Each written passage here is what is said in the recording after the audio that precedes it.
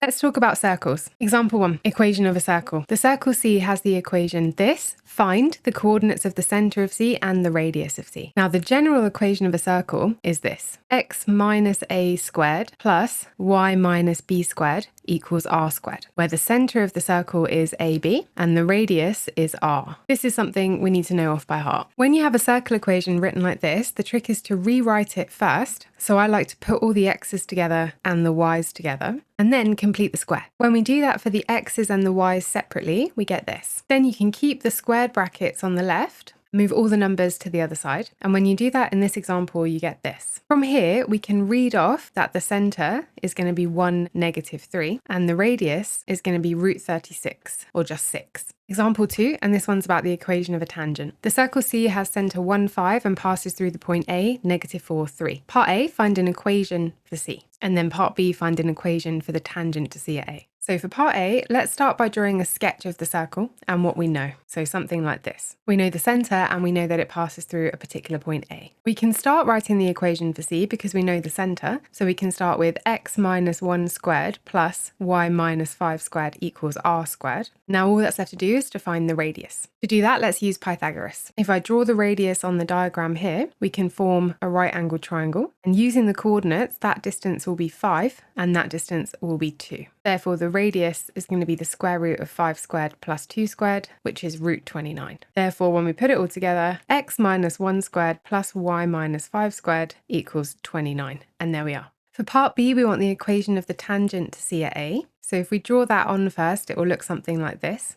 The trick for this type of question is to remember that the tangent and the radius will meet at a right angle. They're perpendicular to each other. So first things first, if we find the gradient of the radius, that will be helpful. And in this case, the gradient of the radius is actually going to be 2/5. Change in y over change in x. Therefore, the perpendicular gradient of the tangent is going to be negative reciprocal minus 5 over 2. From here, we can find the equation of the tangent. My preferred way is to use y equals mx plus c. So now I know it's y equals minus 5 over 2x plus c. In order to find c, we can plug in the coordinates that we know. So the coordinates of A were -4, 3. So let's plug those in and solve for c. c equals -7. That means y equals minus 5 over 2x minus 7. And now we just need to get it in the format that they want. So first I would times everything by 2. 2y equals minus 5x minus 14. And then move everything over to the left. So 5x plus 2y plus 14 equals 0. And that's the final answer there. Last example to do with intersection of lines and circles. It says the straight line x plus y equals c intersects the circle at exactly 2 points. Find the range of possible values of c. Now, generally, when it comes to a line and a circle intersecting, there are 3 possible scenarios. Scenario 1, you can have 2 points of intersection.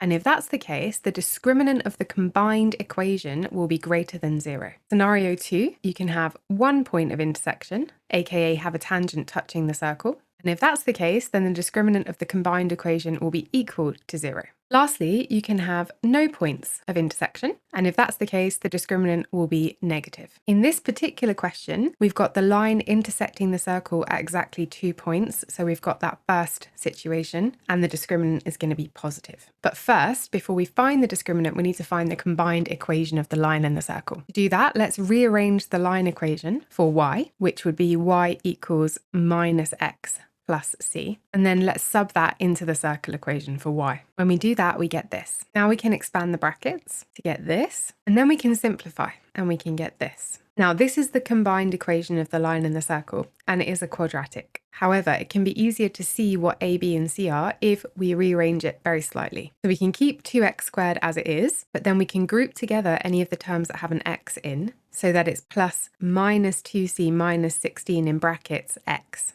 And then plus c squared plus 10c minus 16 on the end. That means that this is our a value, this is b, and this whole thing on the end is c. And now we can plug that into the discriminant. B squared minus 4ac is going to be greater than 0 because we're in that first situation with 2 points of intersection. When we plug in those letters, we get this. And again, we can expand and simplify. 4c squared plus 64c plus 256 minus 8c squared minus 80c plus 128 is greater than 0. Let's simplify to get minus 4c squared minus 16c plus 384 is greater than 0. Now we have a quadratic inequality that we can solve. Personally, I like to make sure that any of the squared terms are positive. So I would probably rearrange this to positive 4c squared plus 16c minus 384 is less than 0. And then we solve this as a quadratic inequality. When you solve that quadratic, you get two solutions. C is 8